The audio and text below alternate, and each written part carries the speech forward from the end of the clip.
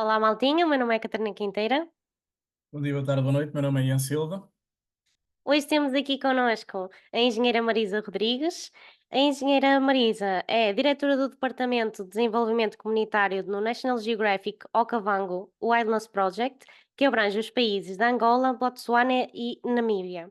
Queríamos que explicasses um bocadinho o teu percurso e como é que chegaste até ao teu atual trabalho. Obrigada pelo convite. É muito bom estar aqui e poder partilhar a minha história com outros alunos. Quem me dera a mim ter um podcast assim para escutar quando ainda estava na universidade. O meu nome é Marisa Rodrigues, eu estudei Ciência e Tecnologia Animal em Évora, na Universidade de Évora, em Portugal. Depois tive a oportunidade de estudar para o Brasil, onde fiz mestrado e depois doutoramento. Descobri ainda na licenciatura uma paixão grande por um superorganismo, as abelhas melíferas, e a partir daí ganhei asas e fui voando, e consegui sempre trabalho em áreas ligadas a isso. Hoje trabalho numa vertente mais direcionada com o desenvolvimento comunitário, que descobri mais para a frente que fazia, preenchia parte daquilo que era a minha, acho que vocação e paixão profissional. Então já fiz várias coisas. Hoje lidero um departamento entre três países, Angola, Namíbia e Botsuana. E pensava eu que ia trabalhar com animais, trabalho mais com pessoas, do que propriamente com as abelhas, mas adoro o que faço, então acho que é isso que me define neste percurso. Marisa, para quebrar o gelo, vamos aqui fazer um jogo. O jogo consiste em imaginares um animal com o qual te identificas e depois dás três pistas de que animal é que é. E eu e a Catarina temos duas tentativas cada um para tentar adivinhar o animal. Ok, acho que estou pronta. Eu gosto de há três animais que me identificam, mas vamos, talvez pelo terceiro que eu escolheria, só para não ser demasiado óbvio para aqueles que já me conhecem. Um, então é o maior, primeiro, é o maior do seu habitat, gosta muito de viajar e percorre longas distâncias e pode, não sei se vou dizer alguma bacurada, mas pode viver até aos 100 anos. Tu agora apanhaste, meu, tipo, 100 anos 100 anos, já. E é o maior. do seu habitat. Ainda por cima não especifica o habitat, que é para tu teres ali margem para. Porque é assim, tipo, este o maior do habitat também pode ser uma tricky question, não é? Ok, mas pronto, temos que tentar. Temos 2 hipóteses cada um. Já tens alguma em mente? Tenho, meu. Mas estou com medo. Estás com medo? Se calhar fazemos batota e eu faço uma quarta pista. Não, não, não, Não, não, não, não, não, não, não, não, espera. não. Bora lá, Temos que tentar. Catarina. Podes ir tu primeiro. Ok. Tartaruga de couro, não? Não, Não. Baleia azul. não, mas está quente. Está quente? Não sei, o Ian está quente. Uma orca. Não, Oh, já foi. está quente, está quente. Baleia de bossas? Não. Oi. Oh, pronto, já fomos. Pois, qual é que é? Tem pintas. Tem Qual é que é a pinto? baleia que tem pintas? Acho que vocês gostam muito dele. Acho que pelo menos eu num podcast que eu ouvi, alguém falou nesta baleia. Que gostava de nadar com esta baleia. Com que outra Ah, baleia que... é o É. tubarão-baleia. Sim. Ai, é, foi. Oi! Foste tu, Fogo! foste tu que disseste isso, não foste? Fui eu. Já não sei quem foi. Eu Eu acho que foi o adorava Ian, nadar acho com que foi. tubarão-baleia, meu. Ai, que top! Oh, muito bom. Tubarão-baleia. Porquê tubarão-baleia? Pessoas descrevem-me como um gigante gentil. Eu acho que sou uma pessoa, acho que não sou uma gigante, mas sou gentil. E depois acho que a única característica que me faz mesmo ligar com este animal é a migração, é ir à procura do seu lugar. Então, acho que a história hoje vai ser um conjunto de viagens e acho que a baleia, identifico-me com ela por causa disso.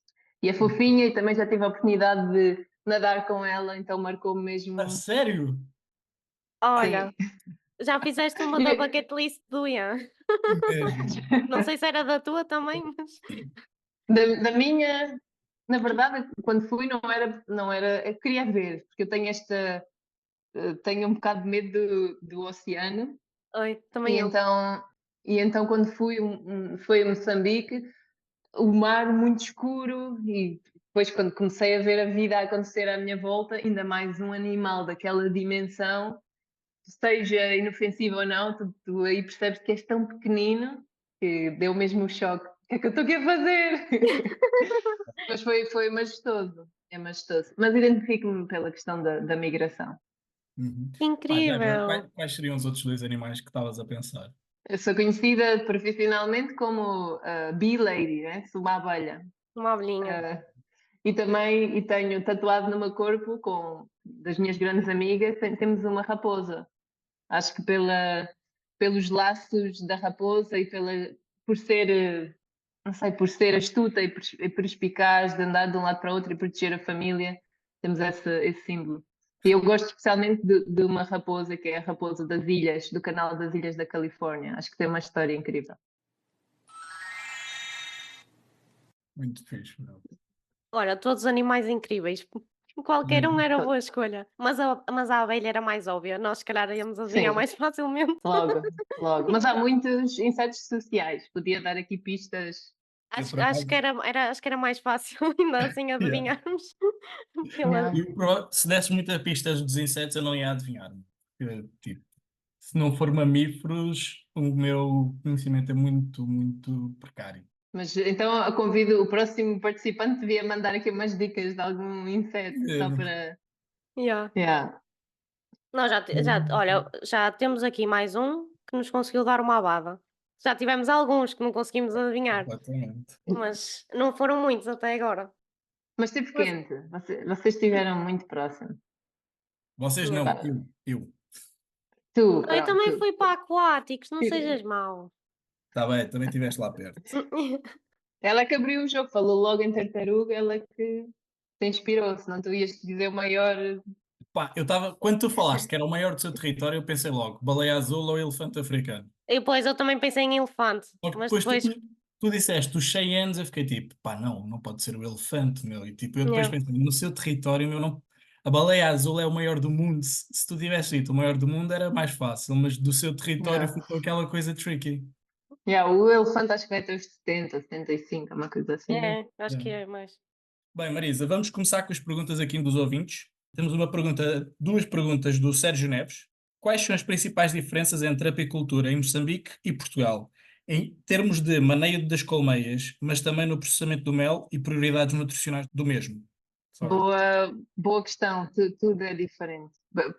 Em Portugal temos apicultura, vamos pensar nos problemas que temos aqui, não são os mesmos problemas. Aqui preocupamos-nos muito com domesticarmos a abelha, então temos todo o processo de colmeias, materiais, temos, por exemplo, parasitas e ácaros e a vespa asiática, temos muitos desafios que em Moçambique não temos insumos ou material ou lojas para comprar, não podemos simplesmente pensar que é ser um apicultor. As comunidades dependem, muitas delas em áreas rurais, do seu conhecimento ecológico tradicional, passado de geração por geração, onde vão caçar o mel, né, como fonte de alimento e também como meio de subsistência é tipo uma poupança. Então, a Uhum. forma como o próprio apicultor, o português e o moçambicano enquadram e veem a apicultura é muito diferente. Aqui temos muito no contexto empresarial e até como hobby. Em Moçambique é mesmo subsistência, há muito pouco investimento na área. E depois os desafios. A abelha africana é super resistente à grande maioria das pragas e pestes que nós temos em Portugal, mas ao mesmo tempo é muito menos domesticada. Então as abelhas podem sair da colmeia e não há uma justificação plausível. Então, a nível de espécie e a nível de quem faz do próprio apicultor, o fator humano é muito diferente. O contexto de latitude, a geografia, a história dos povos, a origem das abelhas, teoricamente aquela que se conhece hoje, as três grandes teorias todas começam em África. É onde ali Moçambique está perto, próximo do ponto onde se diz que há 25 milhões de anos, ou 22, não recordo bem, a espécie teve a sua origem. E então a abelha africana tem na sua gênese, tem menos domesticação, é muito mais wild, é muito. A própria interação abelha-homem é diferente daquela que nós fazemos na Europa, muito mais domesticada. Então, Sim. A africana não é a Apis mellifera? É uma É, outra espécie ou é subespécie? nós temos é a mesma espécie, elas podemos misturá-las, Hum, mas a subespécie é diferente. Em Moçambique, nós não sabemos bem qual é que é a subespécie, nós damos quase tudo, é tudo Apis mellifera escutelata, enquanto na Europa temos muitas subespécies. uhum. Em Itália tens uma, em Portugal tens outra, temos várias aqui. Não sabemos exatamente quais são, a não ser que se faça um teste genético. E também consegues identificar cor, comportamento, há aqui algumas correlações que dá para fazer, mas é totalmente diferente, o tamanho delas também são diferentes. Certo. A segunda pergunta do Sérgio. Existem problemas com a vida selvagem e as colmeias? Aí tem a Vespa asiática como em Portugal?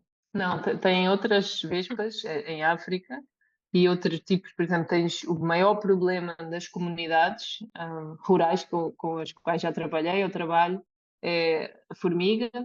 Isso também é muito. Agora aqui fazer o paralelismo com o Brasil, que foi onde estudei, e também onde me iniciei na parte do desenvolvimento rural com comunidades.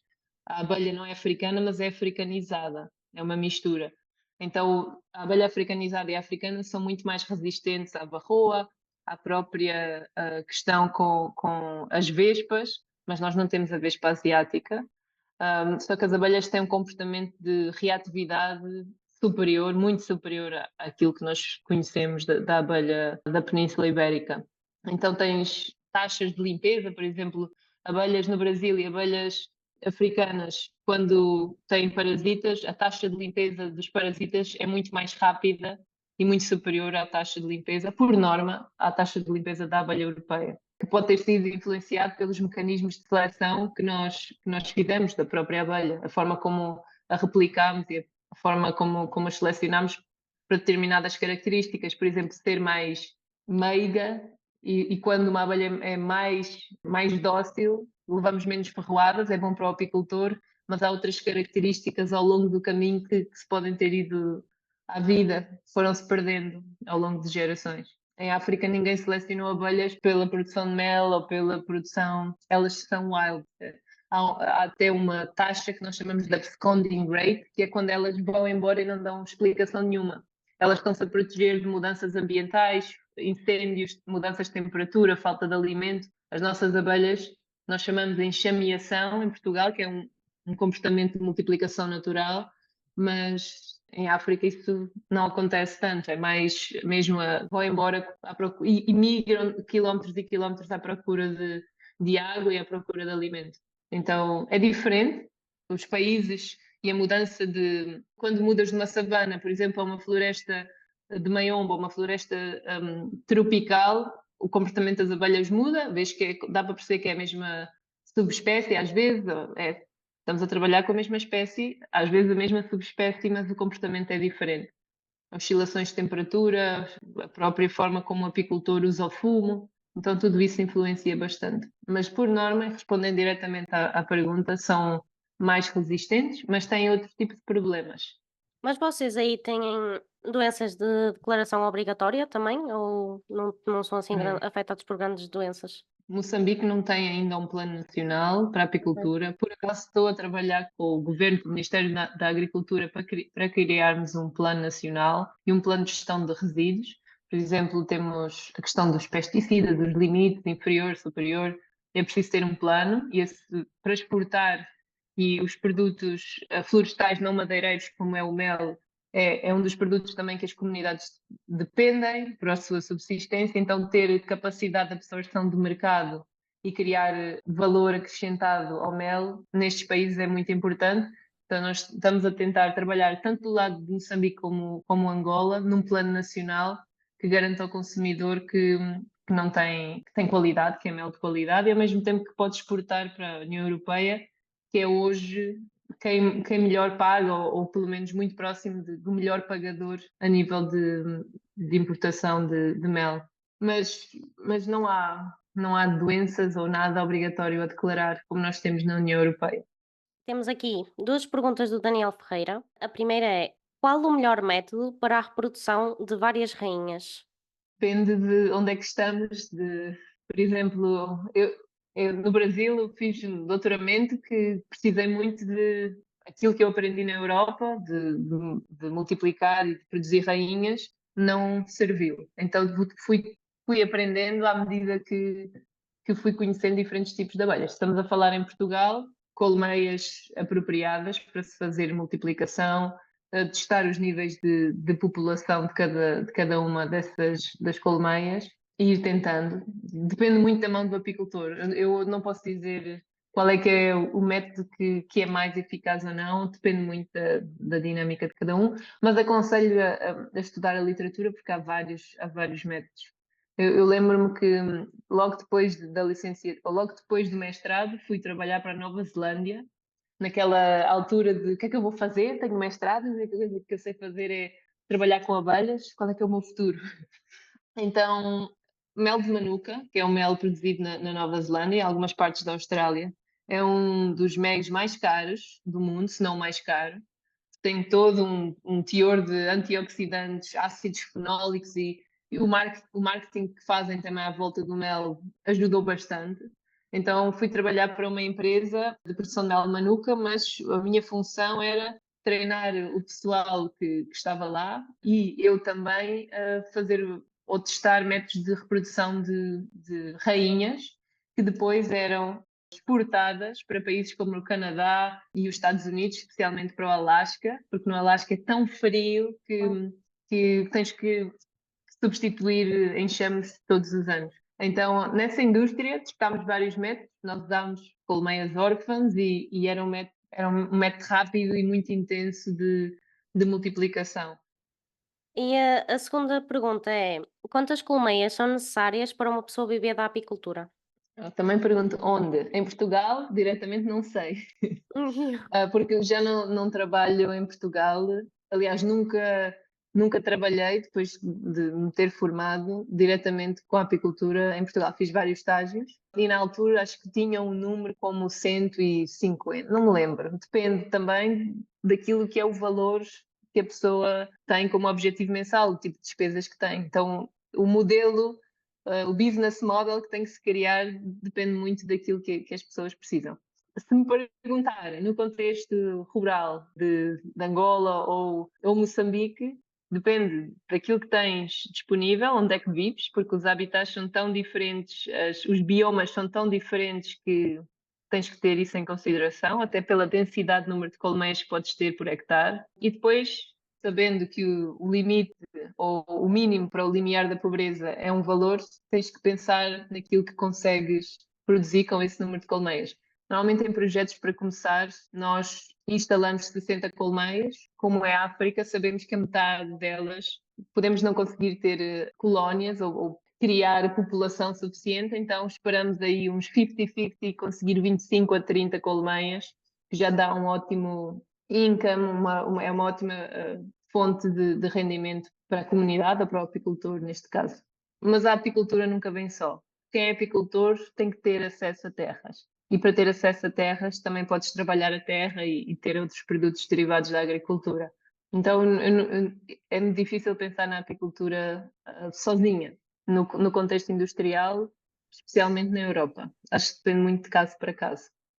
E a última pergunta, do Pedro Alexandre: como surgiu a ideia? Valeu a pena? Qual ideia? Suponho das abelhas. É uma boa pergunta. Desde criança nasci numa aldeia muito pequena. Eu já sabia que queria trabalhar com animais, não sabia bem quais. Mas na minha ideia era todos. Quero todos. Acho que toda a gente devia gostar de animais. Mas o acesso à informação ali também era o que me rodeava. Então a apicultura era meu avô, na sua microescala, tinha um fumigador, tinha amigos que lhe levavam frascos de mel, ele entregava frascos de mel a outras pessoas, mas como um hobby dele. Ele vivia do campo e da agricultura, mas a apicultura sempre foi um hobby. Então, na minha cabeça isso sempre existiu, mas nunca vi uma profissão. Eu sabia que queria trabalhar com animais vivos, então toda a parte de curar animais doentes não era para mim. Foi durante ali algum tempo na infância, né? Mas depois passou-me, então eu não sabia bem verbalizar ou não conseguia expressar, não sabia. Quando somos jovens, eu acho que especialmente, mesmo quando comecei a estudar ciência e tecnologia animal, não percebi bem qual é que era o meu lugar ali, porque transformar animais em cash flow era um pouco assustador no início. Então fiz vários estágios, e eu acho que se tenho espaço e voz hoje para recomendar alguma coisa, recomendo estágios, naquilo que gostamos e naquilo que não gostamos. Às vezes aquilo que não gostamos vamos pensar que depois vamos mudar de ideias, e aquilo que pensamos que adoramos, se calhar não é para nós. Então lembro-me que desde o primeiro ano de faculdade, em todas as férias da faculdade, eu fui fazer um estágio.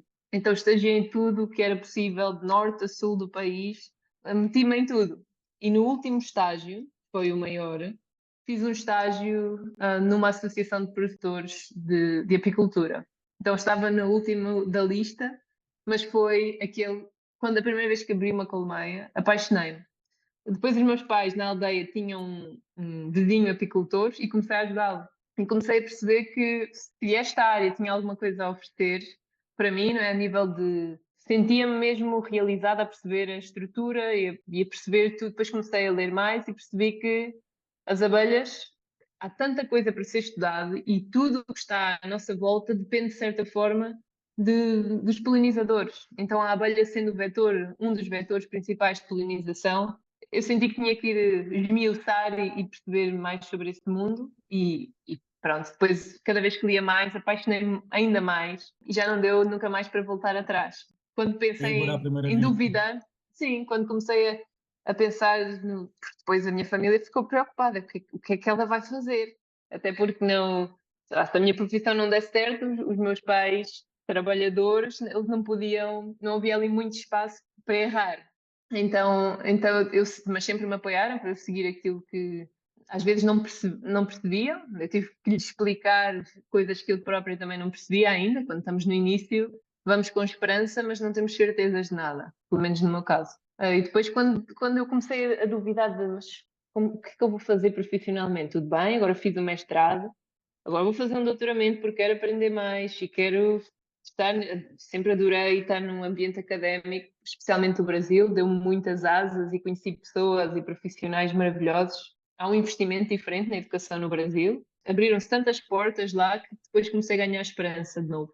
E hoje não trabalho diretamente com a apicultura, trabalho com outras coisas, trabalho com conflito homem-animal, trabalho com meios de subsistência, trabalho em áreas relacionadas, mas não diretamente ligadas. E eu pensei que ia fazer pesquisa ou ia continuar no mundo de só ligado às abelhas, mas depois, durante o Covid, tive que mudar um pouco, mas hoje estou numa área que acho que é para isto que estudei o que estudei e tenho que continuar a aprender, não é? Porque anos a estudar nunca são suficientes e nunca estás preparado depois para o mundo laboral. Tens que ser estudante, mesmo quando temos um trabalho, temos que ter mentores e ser mentores quando estivermos preparados. E acho que é isso hoje que tenho nesta indústria, mas sem dúvida, estudar abelhas abriram-me todas as portas. A primeira vez que eu fui a Angola, tinha acabado, estava no meio do mestrado, no meio do mestrado em Portugal, estava a começar o mestrado no Brasil e fui para Angola, muito nova. O meu pai odiou a ideia. Fui sozinha, não, era a primeira vez que eu ia para a África, mas fez sentido. E percebi que o meu papel passava por trabalhar com as comunidades rurais. Também existia uma identificação grande, talvez, com as minhas origens. É aí que eu sou necessária. É aí que as minhas competências, as minhas skills se podem desenvolver. E eu sinto que é aí que a minha energia, a minha força é necessária. Então, nunca duvidei mais daquilo que esta área me podia trazer. E hoje estarás. Top. Top.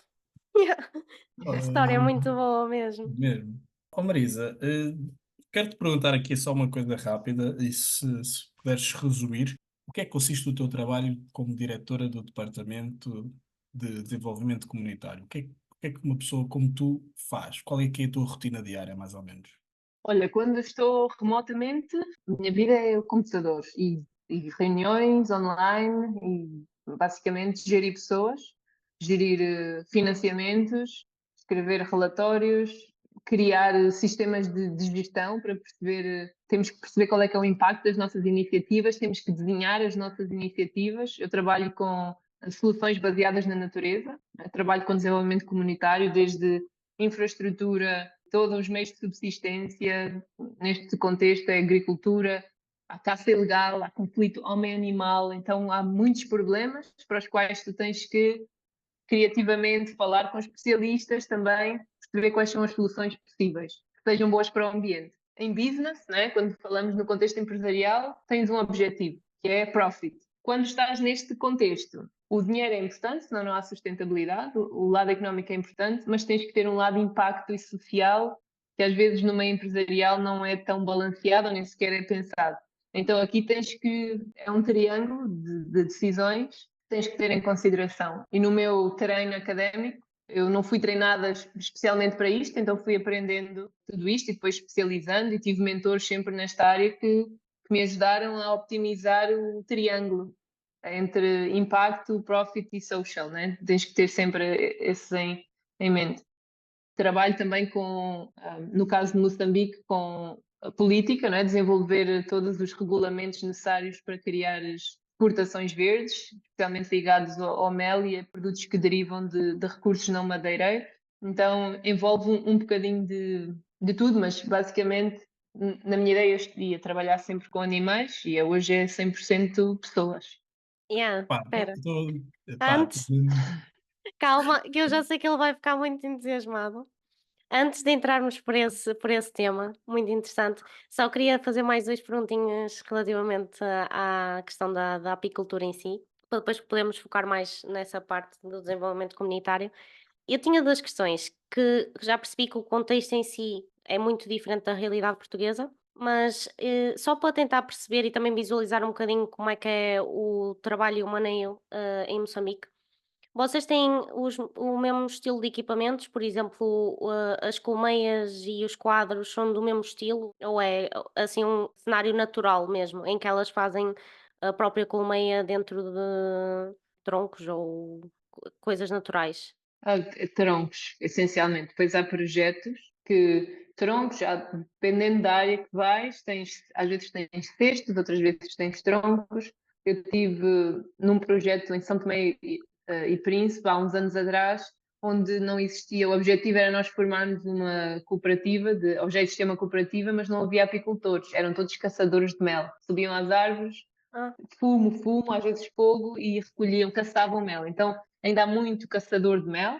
E os apicultores que existem é normalmente com as cascas das árvores e, em alguns casos, nas paisagens mais de savana, porque não há mais acácias, então o que usam são as mesmo casquinhas. Uhum. Ah, ok. troncos da árvore. Sim, então tudo isto, de qualquer árvore destas, abates a árvore e depois as colmeias, dependendo. Nós todas as pessoas pensavam, meu Deus, estão a acabar com a floresta. Estamos a falar de valores mínimos, né? Claro.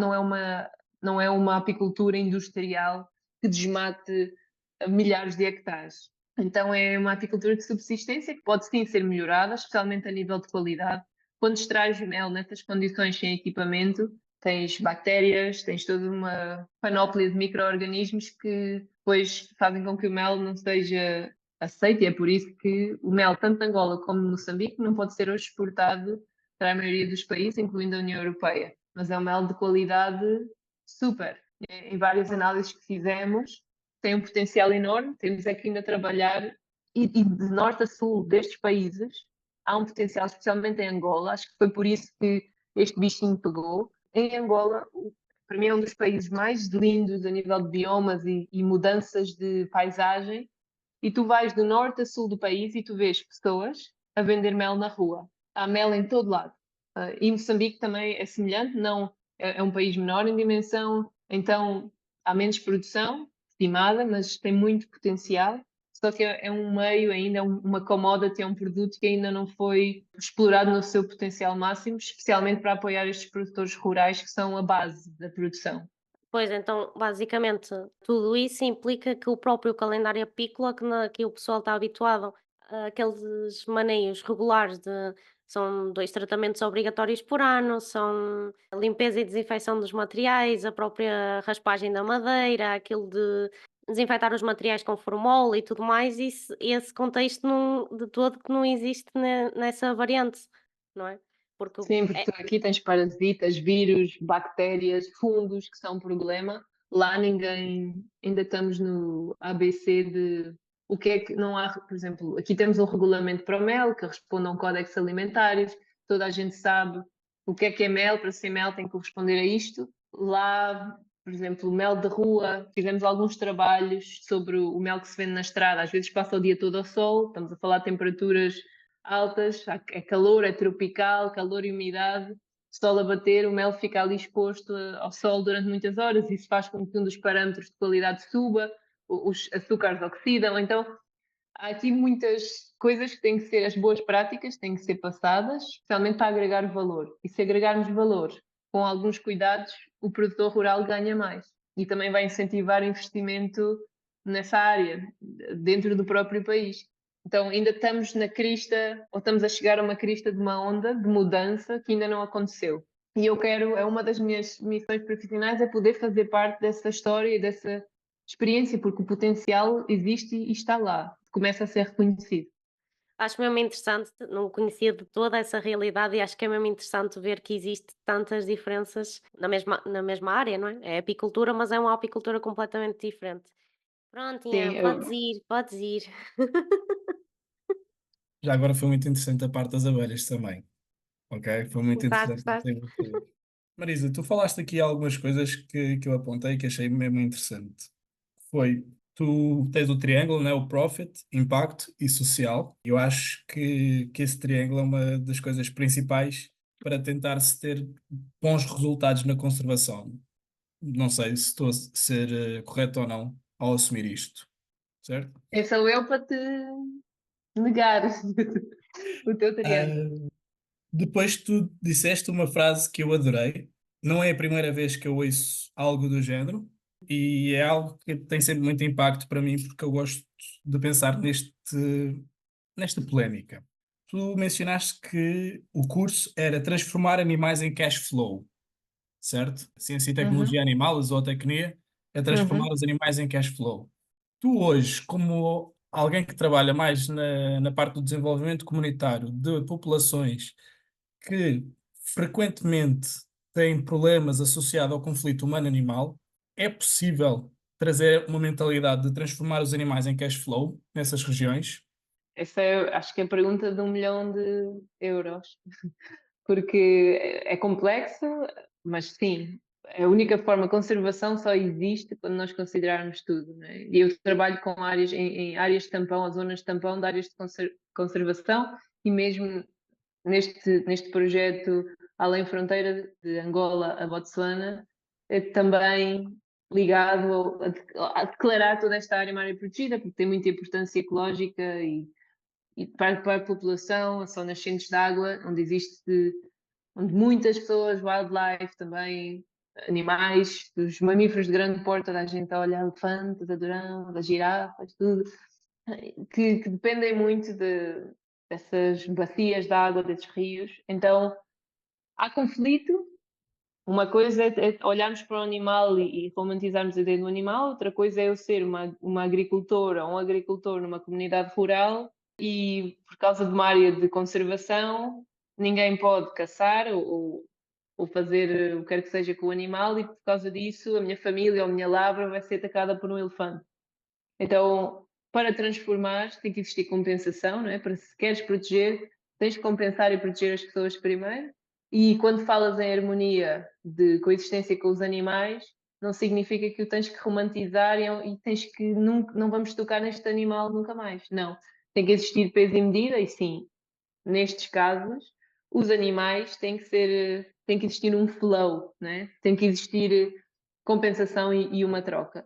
De outra forma, as populações não vão conseguir existir, ou as populações ou os animais. Então, o balanço económico aqui é importante. Estamos a falar de concessões florestais, ou reservas de caça, ou projetos ligados à pecuária, onde há projetos com os quais já tive experiência, onde tens cabritos e fazes ali no teu. Quando estás a fazer os teus cálculos, a taxa de mortalidade nossa em zootecnia, a mínima, já nem sei o que era, já não me lembro, mas se tinhas uma taxa 10% ou 5%, ali tens que pôr 30%, porque sabes que com os leões e todos os carnívoros ali à volta, vais perder essa parte. Então tens que ser compensado, e tens que ser compensado com soluções baseadas na natureza, que hoje existem, mesmo para compensar as pessoas que coexistem com esses animais que nós, deste lado, romantizamos desde sempre, incluindo eu. Então, esse processo de desromantizar os animais ainda é hoje uma lição para mim. E claro que um elefante para mim é majestoso. Numa comunidade, um elefante pode alimentar famílias durante 6 meses. E esse mesmo elefante, se calhar, destruiu as lavras de não sei quantas famílias, por causa de lavras em corredores de passagem, um elefante que quer milho em vez de comer os frutos de uma árvore qualquer dentro destas áreas de conservação. Então, sim, peso e medida, e desmistificar aqui esta questão de que animais, especialmente aqueles que estão longe de nós, são quase sagrados por serem belos ou por serem o que for, mas há outras realidades onde são vistos de outra forma e por isso o teu triângulo, que eu acho que neste caso, e talvez este triângulo é mais uma balança onde impacto e pessoas, não é? Ao conservarmos ou ao termos o fator económico, o lado social e o impacto que tens, tanto na sociedade como na vida selvagem, tem que estar balanced com o que acontece do outro lado. O que é Gostei difícil, dessa é uma analogia. fórmula difícil. Gostei dessa analogia, pá. Estamos aqui a falar no caso dos elefantes, não é? Tu deste esse exemplo, e eu gostaria de aproveitar e pegar nisso em duas perguntas. A segunda é mais polémica. A primeira é: nós conseguimos trazer um bocadinho esse cash flow, não é? Trazer a parte económica para a balança, no caso de animais como os elefantes, quando há o trophy hunting, não é? E o turismo por fotografia. Ou seja, trazes a parte económica e financeira para essas regiões, porque as pessoas vão lá para caçar ou vão lá para ver os animais, não é? Fazer os safaris. E animais como, por exemplo, répteis, anfíbios, pequenos mamíferos que ninguém liga, que fazem parte de todo esse ecossistema e mantêm esse ecossistema, como é que nós podemos proteger esses animais e fazer com que as populações vejam não só o cash flow nos elefantes, não é? Não vejam tipo um elefante como vai trazer dinheiro para nós, mas também ver essas espécies que não são tão chamativas como também algo importante para conservar no ecossistema. Ótima questão. A nossa experiência, e que especialmente quando falamos em áreas de conservação, onde tens que proteger tudo, né, desde a floresta até o réptil que ninguém conhece, tem um nome local, mas ninguém sabe o nome científico, ou não sabe o que é que o animal representa para o que está à volta e para o ecossistema. Aí tem que vir a educação para a conservação. Estes projetos de desenvolvimento comunitário e conservação, esse é um dos, logo, é onde o foco vai, a educação. Se queres mudar as gerações que vêm, se queres parar com a caça furtiva, que em muitas destas áreas onde trabalho, caça furtiva é o número 1 a nível de geração de renda, né? As pessoas, mel, ok, mas o mel não paga a mesma coisa que se eu for traficar um pangolim.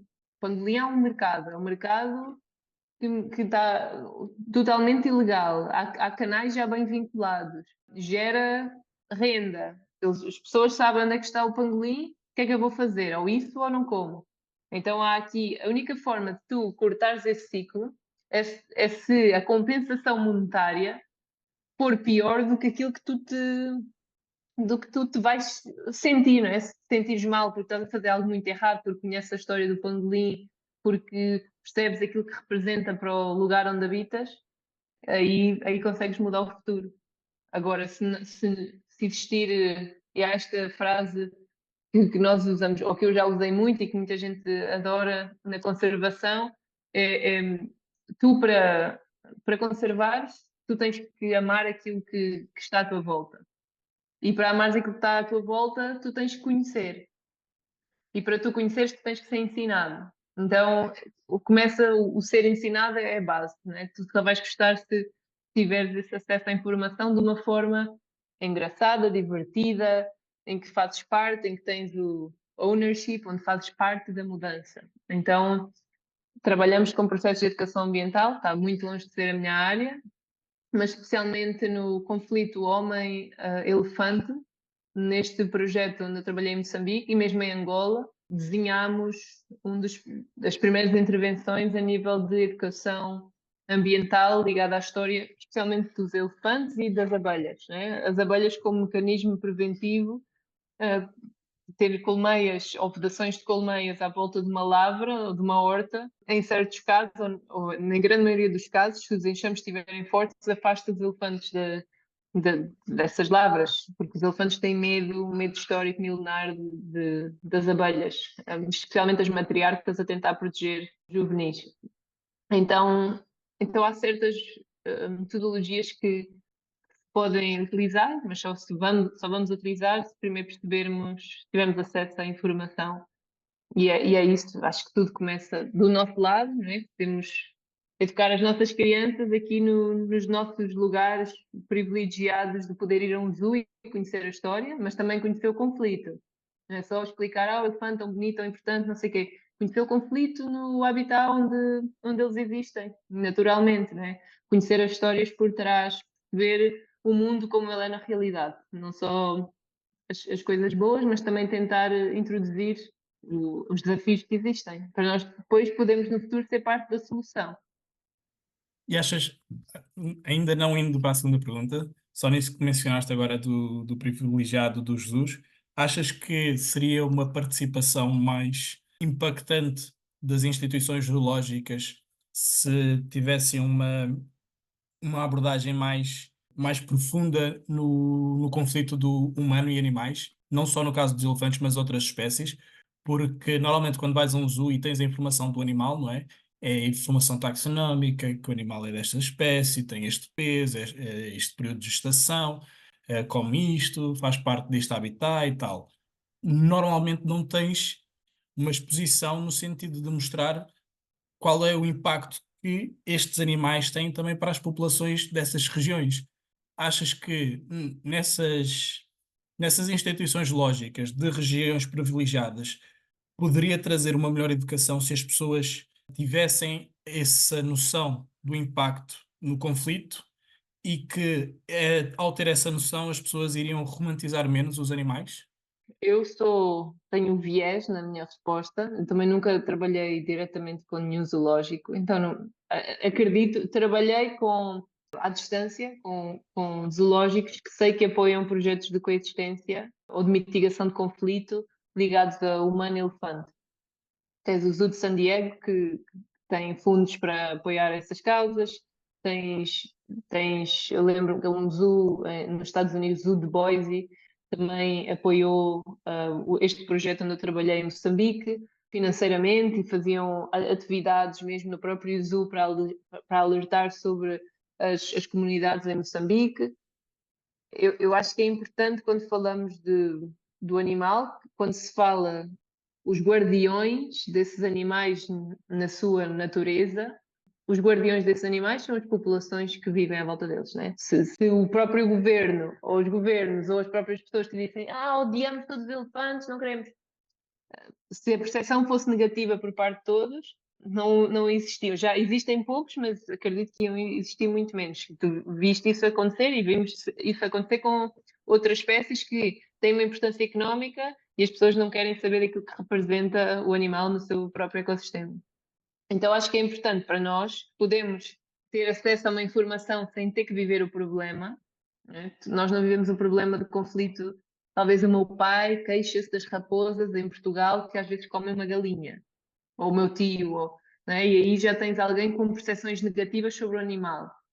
Agora, outra coisa é uma pessoa numa comunidade rural perder membros da família. Eu já vi pessoas a queimarem carros de um parque nacional porque os elefantes destruíram a casa, destruíram as reservas de alimento e mataram pessoas na comunidade. Então, é importante, não é isso que nós vamos passar às crianças, mas é importante perceber que há um conflito, especialmente nas fronteiras entre áreas de conservação e comunidades nas proximidades destas áreas. Tens cargas de animais nessas regiões onde não tens no resto da paisagem. E isso vai gerar conflito, quer queiras ou não, especialmente em parques que não estão vedados. Mas pronto, depois também há toda uma conversa extensa sobre vedação ou não vedação, que eu deixo para os especialistas. Mas mesmo em parques abertos que têm, às vezes, fronteiras naturais, como este que eu trabalhei em Moçambique, tinhas elefantes todos os dias por causa do acesso à água, e eles precisavam ter acesso à água, tinhas elefantes todos os dias do lado da fronteira do parque, dentro das comunidades. E as crianças estavam lá, então fizemos, e os elefantes às vezes estavam próximo dentro do recinto da escola. Então, essa informação tem que ser passada, na minha opinião, a quem consegue olhar para a questão sem viver o problema. Para nós também criarmos não só empatia com o animal, mas também empatia com quem pode guardar verdadeiramente o habitat onde eles estão. Pá, Marisa, vamos lá para a polémica. Tu mencionaste aqui uma coisa que eu achei muito interessante.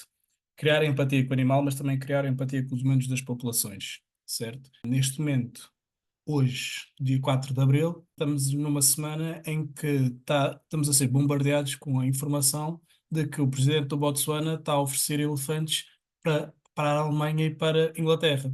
20.000 elefantes, porque Botsuana já não aguenta mais a quantidade de elefantes que o país tem neste momento. Antes de te colocar em sarilhos, queria mencionar que o Botsuana é um país mais ou menos do tamanho da Alemanha, mas tem por volta de 2 milhões de pessoas, ou seja, dá uma média de 4 pessoas por quilómetro quadrado. A Namíbia é um pouco maior, tem 1 milhão a mais, só que a nível de densidade populacional acho que é 3 ponto qualquer coisa. Estou a falar destes dois países porque Botsuana foi o presidente que mencionou esse fator, não é? E tu estás num projeto que é Angola, Namíbia e Botsuana. Então vamos lá. Como é que a União Europeia pode olhar para a conservação de animais em África e falar da legalização, não é, dos papéis, dos cheats para os troféus, quando a população de elefantes no Botsuana é superior àquilo que o ecossistema aguenta? Ou seja, como é que nós podemos falar de conservação se estamos a manter uma espécie que está a pôr em causa todo o ecossistema? E como é que o Botsuana pode reagir a isto, sendo que a caça por troféu pode ser um forte income, como é que é em português? Renda, geração de renda. Então. Uma geração de renda para o país, não é? A caça por troféu gera dinheiro que mexe com a economia local. O que é que podes falar sobre isto? Problemas ligados, por exemplo, na Namíbia, no parque, no Etosha, também vês, não é? Que é um parque totalmente vedado, onde a população de elefantes é um problema há vários anos. Então, quando se fala em conservação ou vamos proteger, temos que pensar primeiro os animais. Agora tem que ver fronteiras onde nunca existiu fronteiras, né? Tens a fronteira muitas vezes criada pela guerra. Os elefantes do Botsuana, se calhar há 1000 anos não existiam barreiras políticas e geográficas como existem hoje. Esses elefantes faziam um percurso migratório que os levava até ao norte de Angola. Hoje, os elefantes, que estima-se que há cerca de 3.500 elefantes no sul ou no sudeste de Angola, mas existia muito mais e esses elefantes não passam um certo limite. Porquê? Zona de guerra. A Batalha do Cuanavale foi uma das maiores batalhas, é um território cheio de minas, né? Onde eu trabalho, que é mais ou menos aí nessa região, nós há certas regiões não podemos andar. Temos que ir de carro, não podemos sair do carro, nem da estrada, nem daquele percurso, porque o terreno ainda não está limpo, ainda não está desminado. E os elefantes, também com o trauma da guerra, e o elefante lembra-se da guerra, eles ficaram ali retidos naquela área, especialmente à volta do delta do Okavango, que é onde tem acesso à água, mas essa população naturalmente não esteve sempre ali. Essa população migrava. E hoje, com essas barreiras políticas e com tudo o que criamos, a culpa não é do elefante, a culpa é da forma como nós também, na década de 30 e de 40 e de 50, começámos a olhar para o que era uma área de conservação. Pessoas fora, animais dentro, os animais não respeitam dentro e fora. Então, esses paradigmas começam agora a mudar e a conservação está a ser olhada com outros olhos. Nomeadamente, falamos hoje em áreas de conservação comunitária. Não se falava de áreas de conservação comunitária há 15 anos atrás, 10 anos atrás. É um termo novo. Há países que nem sequer têm políticas ainda para dar acesso e uso à terra, declarando essas áreas como áreas geridas pela comunidade, sendo uma área de conservação também. Mas começa a existir muito diálogo. Moçambique já tem algumas comunidades e áreas e polígonos já declarados como tal, mas aí temos que perceber desde densidade populacional, populações de que animais, temos que perceber isso tudo. No Botsuana, e eu trabalho lá, e trabalho com meios de subsistência, a população não quer ouvir falar de elefantes. As percepções são extremamente negativas. As atitudes não são porque há uma punição grave por lei, né? Se fizeres alguma coisa ao elefante, mas as percepções das pessoas e das crianças é negativa. Porque o animal de quintal, como nós temos se calhar o problema aqui com uma raposa, lá o problema é exponencial, grave, porque ninguém consegue, na região do trabalho, fazer sequer agricultura. Tem problemas de acesso à água, mas o grande maior problema, a água faz um furo, o elefante não bate palmas, ele vai embora. Ele está no teu quintal. Então há um problema e ele deve ser discutido nos fóruns ao mais alto nível para perceber quais são as barreiras, o que é que nós estamos a fazer com conservação e no caso de termos que fazer, que já fazem troféu, não é? Caça associada ao troféu, eu também tenho, isto é um agridoce para mim, se podia chegar à comunidade muito bem, mas o que é certo é que há grandes conflitos porque tu podes criar um fundo social ou uma, eles chamam de trust, não é? Crias um grupo numa comunidade para receber esses fundos, mas tu não dás literacia às pessoas que vão formar o grupo para distribuir a riqueza. Então não há uma literacia, não há sistemas de gestão, não há business plan por parte das comunidades para perceber o que é que podem fazer para se desenvolver. Então tudo está muito centralizado, a ideia é boa, mas a distribuição de riqueza não existe. Porque se existisse, com tantos elefantes que existem no Botsuana, as comunidades estavam ricas, não é? As comunidades tinham acesso a coisas que não têm, não viam o elefante como um problema e viam o elefante como uma possível fonte de renda. O que, em alguns casos, o safari de luxo, quando pensamos no país de safari de luxo, é o Botsuana. Então há muito turismo ligado ao safari de luxo. A forma como a renda gerada por esse safari de luxo, a renda gerada não chega diretamente à comunidade. Existem empregos, cria postos de emprego, muito bem. É bom termos elefantes, as pessoas querem ir, querem a paisagem, que a paisagem é de outro mundo, é lindo. Mas se a comunidade não vai beneficiar, a população de elefantes e todas as outras espécies ali vai estar sempre ameaçada, porque a percepção local de quem pode guardar a terra ainda é negativa. Então eu acho que nós sim, soluções, há problemas, a densidade populacional dos elefantes é alta, há barreiras geográficas, são um problema que tem que ser discutido, tem que se criar corredores, tem que se perceber quais são as áreas fundamentais para que se fale em conservação ou em proteção, não só ligado aos elefantes, mas a outras espécies importantes e até romantizadas quando se fala em conservação. O elefante ou o leão estão sempre é o cartão de entrada. Faz sentido de alguma forma. Mas é preciso falar também, mais uma vez, neste alto nível, quando se fala em conservação, temos que falar dos problemas ligados às populações destas regiões e as percepções delas sobre o que é conservação. Eu sou muito fã e trabalho com isso agora, de áreas de conservação comunitária. Não há outra forma de proteger sem envolver quem guarda, os verdadeiros guardiões da terra. Então, nesse sentido do Botsuana, a discussão tem que se fazer muitas perguntas sobre porque da população estar nesses níveis e o que é que se pode fazer no caso de mitigar isso, como é que a população vai ganhar com isso. E eu tenho outra questão que é, uma das coisas que tu falas é das populações, não é? Das pessoas estarem bem onde estão.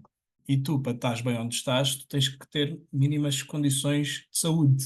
E para teres mínimas condições de saúde, tens que ter um certo standard de higiene. E eu queria chegar na parte do saneamento básico, em como é que é possível haver o saneamento básico nessas populações mais isoladas que estão em constante contacto direto com esses animais. Tu, num caso desses, tens que fazer algum trabalho tipo de qualidade da água, hectares ou uma coisa assim, não? Tens que fazer também tipo desmatar mato para, para poder construir toda uma infraestrutura que possa dar às pessoas esses cuidados básicos, não? Existe, por exemplo, no projeto em Angola e noutros projetos em Angola onde já tive, às vezes é banho do rio, sabemos que a água é boa, já fizemos análises, então temos esse baseline, né? Depois também que se faz testes ligados à biodiversidade para perceber se há certo tipo de insetos às bordas da água, sabes que esses insetos preferem ou estão em lugares onde as águas são mais ou menos limpas, mas sim, fazemos sempre testes da água. As comunidades não têm planos de saneamento, então tens muitas doenças infecciosas ligadas à falta de higiene. E depois tens, que acho que para mim é o meu, nem penso muito nisso, mas malária. Eu já tive vários episódios em Moçambique, fiquei internada alguns dias, não com malária, mas com uma doença infecciosa, fiquei mal.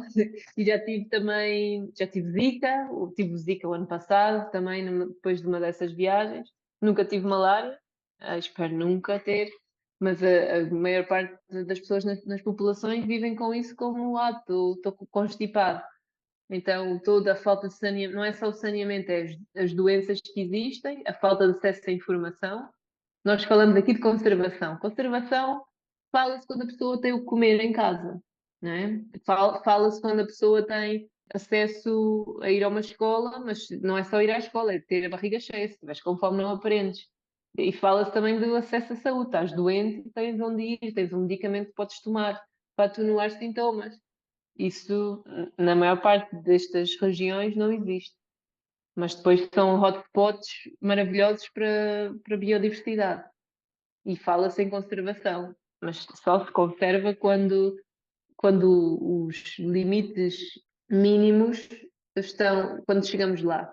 E acho que para mim foi esse descobrir que, ok, vamos falar de ciência animal, de zootecnia, ou de modelos de negócio, ou de vamos criar aqui meios de subsistência. Sim, vamos, mas primeiro tens de ter tudo o que é básico. É o que nós chamamos de enabling, né? Temos que gerar as condições básicas para depois falar de tudo o que vem a seguir, para melhorar a condição de vida. Então, acho que aí é que está proteger, e quando se fala em conservação e tudo mais, maravilhoso falar de animais, mas se não falamos das pessoas, não há muito que. Vamos continuar a contar histórias e a romantizar. E é esse hoje o meu papel, perceber, eu não sabia exatamente, é um puzzle, não é? Eu não sei, desenvolvimento comunitário é tão complexo em cada região que vais, os problemas são diferentes, alguns são semelhantes, mas as soluções têm que ser sempre respeitadas ao nível local. Ouvir, trabalhar sempre com os governos locais, com as autoridades, envolver sempre o pessoal local que pode fazer a diferença. E acho que esse é o grande desafio, é criar canais de comunicação onde todos estão envolvidos e sentem-se parte dessa transformação. É o que eu vos disse, trabalhar com pessoas. Depois, falar dos animais, mas primeiro pessoas. E eu tenho aqui mais duas outras perguntas. A primeira que é, eu quando estive em Moçambique foi bastante óbvio e eu acho que toda a gente consegue ver isso, tipo, à cara podre, a corrupção que existe em todas as áreas, em todos os meios, em todos os lugares. Não sei se isso também acontece na Namíbia e Botsuana. Porquê? Porque quando eu estive em Moçambique eles falaram que, pelo menos Namíbia e Botsuana, era onde, por exemplo, a caça furtiva não tinha tanto impacto como em países como Moçambique, a África do Sul, em que a corrupção é muito forte. Não sei se isso é verdade ou não. Tu que trabalhas nessa área, o que é que podes dizer sobre isso? Eu acho que a definição de corrupção que nós temos aqui é subjetiva quando nós falamos sobre do acesso à informação, como eu vos expliquei sobre o pangolim, de se nos teus valores ou na tua integridade enquanto pessoa, político, membro da sociedade civil, se a informação que tu tens não é suficiente para te sentir mal com aquilo que estás a fazer, se aquilo que estás a fazer te vai dar um benefício imediato ou a médio ou a longo prazo, não tens, não consegues perceber o que é que estás a fazer. E há casos em que percebes, mas não é suficientemente mau para não deixares de fazer, ou não é suficientemente, às vezes é urgente, tens que ajudar a tua família. Há casos onde, por exemplo, corrupção de ir buscar fundos e ficar com os fundos no próprio bolso, em vez de aplicar a isto, não se vê um bem maior. Não há, eu acho que é tudo falta de visão, missão e informação, no fundo. Se tu estás bem informado do mal que vais fazer ao teu país, e há casos de corrupção gravíssima em Moçambique, que, nas notícias, né, nos últimos anos vimos muitas coisas, mas também noutros países, também temos em Portugal, mas talvez um pouco mais disfarçado e caracterizado de outra forma mais politicamente correta, mas com acesso à informação, eu acho inaceitável hoje, com o acesso à informação que nós temos dentro de Portugal, como é que não nos sentimos mal ou a consciência não pesa para isso? E para não deixarmos de o fazer enquanto povo. No caso de Moçambique, há tantas coisas básicas que não existem, acesso à saúde em todas as partes do país, acesso a saneamento básico, acesso, sei lá, a telecomunicações, acesso a literacia financeira, literacia, saber ler e escrever, como acho que até os níveis de iliteracia nesses países ainda são muito altos. Não tens educação, não tens sistemas públicos que. Isto é que nós somos privilegiados, tivemos, mal ou bem, sempre acesso a serviços públicos que funcionassem mais ou menos, né? Tivemos acesso à informação. Nestes países ainda é um trabalho em curso, há tanta coisa para fazer que, é o que eu digo sempre, a inteligência artificial pode ser muito boa, mas ainda não vai resolver esses problemas. Então, o meu trabalho e dos meus colegas está garantido no futuro. Mas para mim, acesso à informação é básico no que é corrupção em si. Mas é muito mais complexo do que isso, claro. Mas eu vejo, sinto isso, estou contigo, sinto mesmo, vivi já casos diretos, de micro escala e a outros níveis, e especialmente a gerir projetos e a gerir pessoas, vejo muito o que é a base humana, e isso também é muito assustador. Mas também vejo o outro lado. Por isso é que eu sempre adorei trabalhar com animais. Porque não há corrupção no mundo animal. Há outras coisas, há um instinto animal. Então, esses são dilemas, sim, que eu vivo neste mundo. Mas tenho esperança que a informação chegue e que as pessoas consigam comunicar e olhar para os seus países e para os seus micromundos de uma forma que seja mais harmoniosa.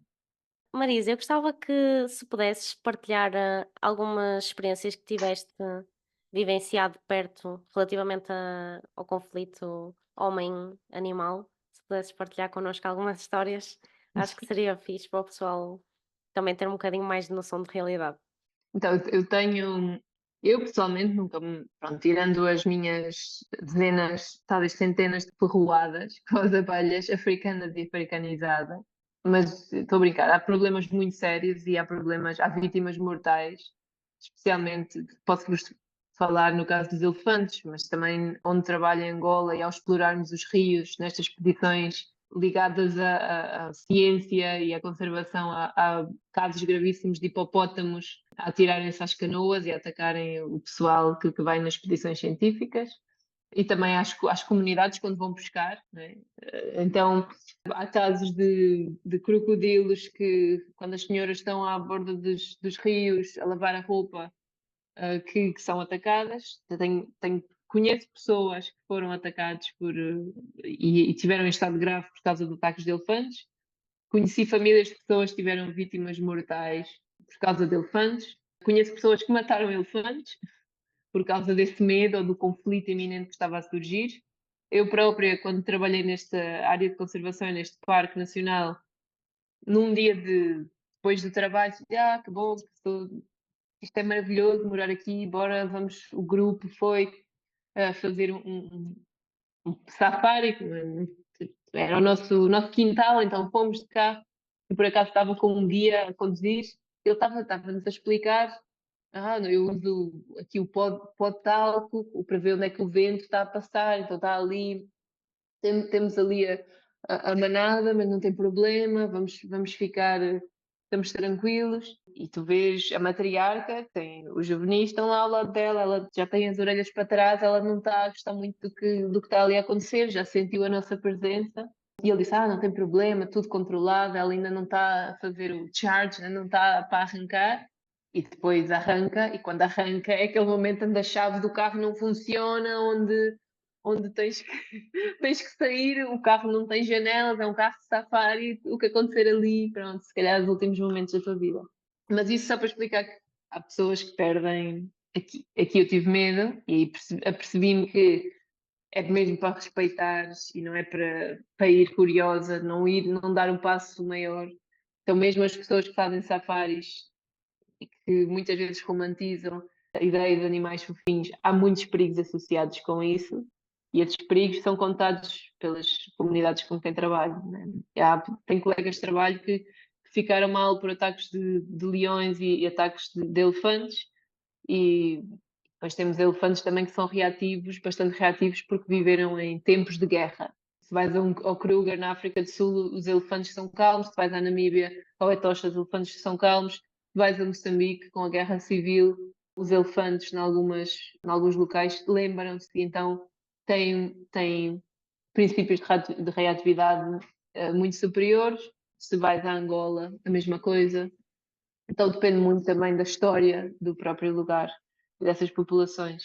Mas é ver o conflito diário, né? Que é prato do dia, quando estás a trabalhar em regiões assim, aí começas a perceber que o que aprendeste ou as ideias que tinhas antes de ver uma vida selvagem, um BBC, que o mundo falta ali uma informação que é necessária. E hoje, tendo acesso a essas histórias, a minha visão mudou drasticamente e sinto medo. No início sentia, eu quero muito ver, né? E ainda muito naivo, muito ingênua. Agora eu não quero ver nada, eles estão no lugar deles, eu vou estar no meu, estou aqui a fazer o meu trabalho, não preciso de ver mais. Eu acho que é isso. Eu não gosto muito de ir a safaris, então não gosto muito de estar nesse ambiente porque, de certa forma, às vezes sinto que não. Já vi, não preciso, já posso. É a vez para outra pessoa aprender. Então acho que hoje tenho muito mais, carrego muito mais a parte de resolução de conflito do que propriamente ver o animal a vivo. Acho que é normal que tenhas essa percepção também. Podes-nos explicar também, um bocadinho o que é que fazes diretamente no terreno? Essa parte que falaste sobre as expedições científicas, vocês vão com que objetivo normalmente? Eu não sou da equipa da ciência, mas já a primeira vez que fui para a paisagem, neste caso em Angola, o projeto começou em 2016, quando um dos nossos visionários, que é uma super estrela do projeto, o Steve, ele estava no Okavango Delta do Botsuana e queria perceber de onde é que esta água vem. E através dos mapas percebia-se que, em teoria, vinha de Angola. Mas não, ele queria ir a regiões ainda muito pouco registadas para a ciência, muito pouco faladas cientificamente. Então, teve a brilhante ideia com outro grupo de cientistas de fazer expedições com canoas nestes rios. Então, foi seguindo os rios até à sua origem. Então, estas são as expedições, as primeiras expedições científicas foi para catalogar a ocorrência de espécies, depois começaram a fazer todos os anos expedições nos mesmos trajetos do rio e começaram a fazer repetição de contagem.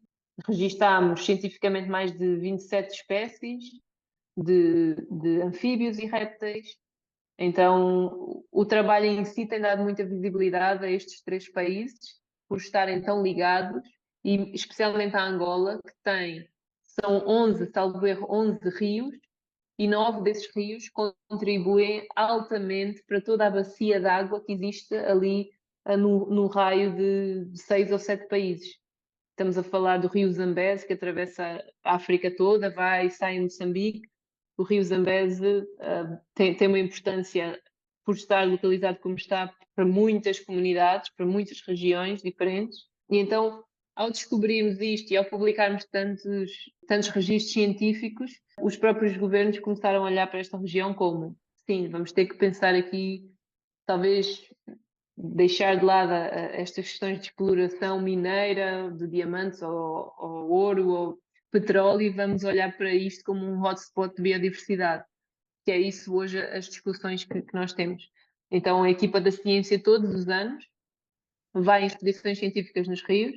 Eu fui a primeira vez, ainda era estudante de doutoramento, fui para estudar o mel e as abelhas da região, porque tem muita, naquele tipo de floresta, tem muita densidade de população de apis mellifera e de abelhas sem ferrão também, que não se fala muito, mas, mas a ideia é continuar a apoiar estudantes locais, das universidades locais, temos alguns cientistas internacionais que nos acompanham, especialistas nos temas, botânicos, biólogos, temos muito pessoal interessado ali a fazer os seus mestrados e os seus doutoramentos, que depois contribuem para o desenvolvimento local e mesmo para apoiar universidades, cientistas da região. Então, ciência, a base científica, foi para nós o arranque de todo hoje o trabalho que eu faço, que é trabalhar com as comunidades. No início éramos mesmo exploradores, não é? Com o objetivo de perceber o que é que estava a acontecer na região, a nível de biodiversidade e a nível da dinâmica das bacias de água. E hoje, já sabendo essa informação, temos uma base para avançar e trabalhar com os guardiões da paisagem, com as comunidades. Super interessante. Super, não estava Desculpa, à deixa-me espera. só interromper aqui. Pá, eu adoro que estejas sempre a mencionar as populações como guardiões da biodiversidade. Estou mesmo a curtir isto. Yeah. Mas essa é a linguagem que nós usamos muito nestes projetos, porque as pessoas têm conhecimento, no inglês há um termo para isto, o conhecimento ecológico tradicional ou ecológico local. A pessoa podes perguntar, e nós fazemos muito trabalho, que é na minha área, fazemos mapeamentos participativos, onde somos guiados por pessoal local, que não te vai dizer, olha, esta árvore é uma angiosperma, não te vai dizer nenhum nome científico, vai te dizer o nome local e vai te dizer tudo o que podem fazer com essa árvore. Esta árvore usa o botão da flor e serve de batom. Há uma árvore assim. Esta árvore usamos a raiz e usamos a casca para fazer uma tintura que vai fortalecer e tratar a cesta que usamos para recolher a mandioca e depois de moer a mandioca usamos para guardar a farinha. Esta árvore usamos para produzir bancos. Há toda aqui esta árvore é usada como medicamento para isto e para isto. Há conhecimento ali que vem de milénios e que antes de irmos lá com qualquer coisa que seja de papel e caneta, precisamos de ouvir as pessoas. E as pessoas sabem, há nomes locais para certo tipo de animais, há percepções locais, há crenças, há mitologia também, não é? Acredita-se em monstros da floresta, ou acredita-se em certas coisas relacionadas aos fogos. A população tem, em certas áreas, tem opiniões muito importantes, até mesmo para os cientistas que vão mapear, os que trabalham com a parte da ecologia da floresta, e essas informações são chave para perceber, às vezes para fazer o turn do assunto em algo que seja relevante cientificamente. Então não há ciência sem falar com quem está. Para mim são os guardiões da paisagem. De facto, super importante. Mesmo muito, muito interessante essa parte também, daquele conhecimento mesmo específico deles. Olha, estamos na reta final e eu gostava de saber como é que surgiu a oportunidade de trabalhares com a National Geographic.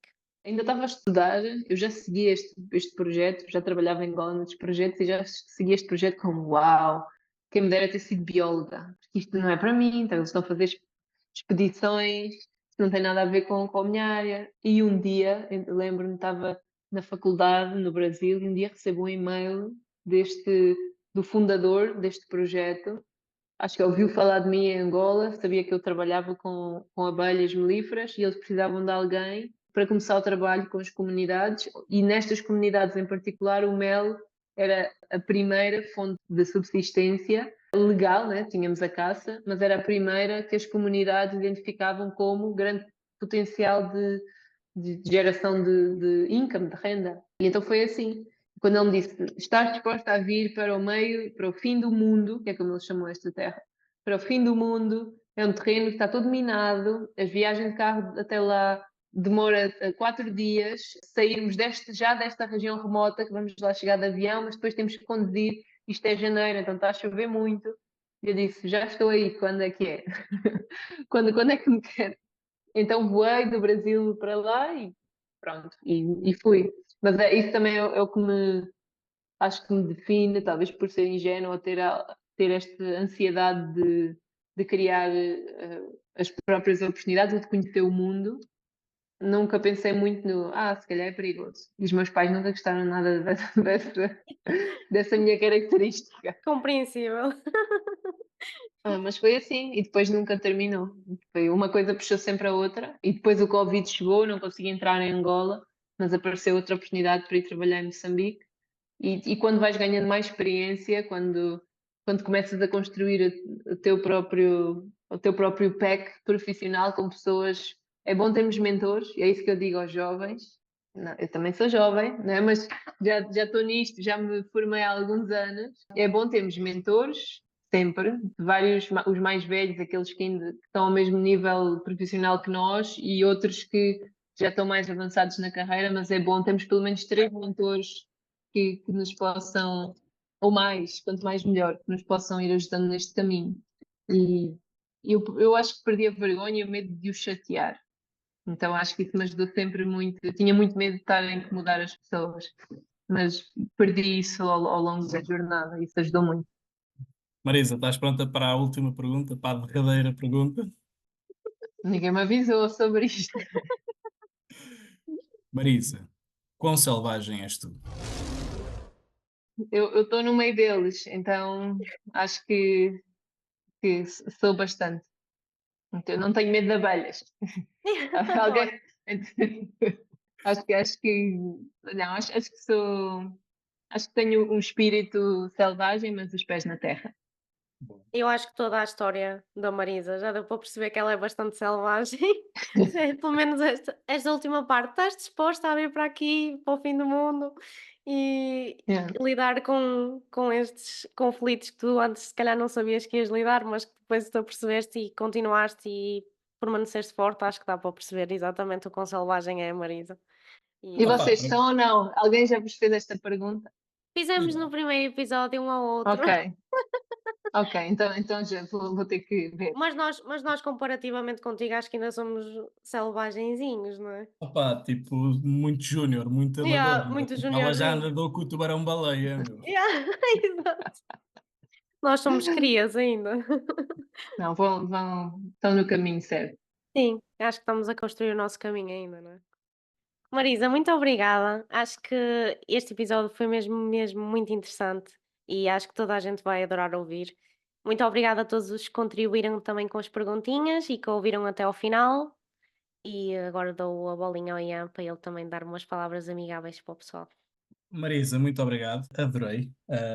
Opa, a conservação e a parte do conflito humano-animal é sempre alguma coisa que puxa muito por mim e ter a tua perspectiva e o facto de seres tão boa comunicadora tornou tudo muito mais fácil e mais interessante. Opa, e muito obrigado pela conversa que tivemos. Foi mesmo. Não, vocês são excelentes hosts, então tá, foi fácil partilhar a história. É muito bom e agradeço-vos em nome de todos os estudantes. É mesmo uma ótima iniciativa.